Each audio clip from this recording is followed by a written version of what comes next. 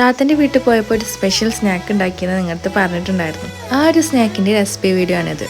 വേണമെങ്കിൽ ഫലാഫൽ എന്നൊക്കെ പറയാം. കുതിർത്ത് വെച്ച വെള്ളക്കടലിലേക്ക് മല്ലിയില ഇട്ടിട്ടൊന്ന് ക്രഷ് ചെയ്യാം. സെക്കൻഡ് റൗണ്ട് ബാക്കിയുള്ള കടലിലേക്ക് പച്ചമുളക്, വേപ്പിൻ്റെ ഇല, വെളുത്തുള്ളി, കുറച്ചും കൂടി മല്ലിയിലും കൂടി ഇട്ടുകൊണ്ട് ഒന്നുകൂടി ക്രഷ് ചെയ്തെടുക്കുക.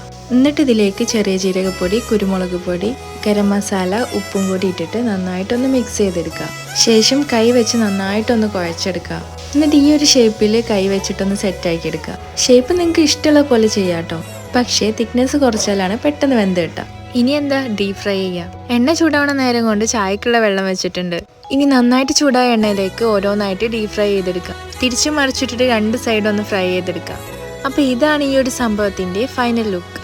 എന്നിട്ട് ബാക്കിയുള്ളതും കൂടി ഇതുപോലെ ഒന്ന് ഫ്രൈ ചെയ്തെടുക്കുക. ആഹാ, നമ്മുടെ ചായ തിളച്ചിട്ടുണ്ടല്ലോ. പറഞ്ഞറിയിക്കാൻ പറ്റാത്ത ടേസ്റ്റിനൊന്നും പറയില്ല. പരിപ്പ് വടേൻ്റെ ഒരു ചേട്ടനോ അനിയനായിട്ട് വരും. സോസിൻ്റെ ഒന്നും ആവശ്യമില്ല, പ്ലെയിൻ ആയിട്ട് കഴിക്കാൻ തന്നെ നല്ല ടേസ്റ്റാണ്.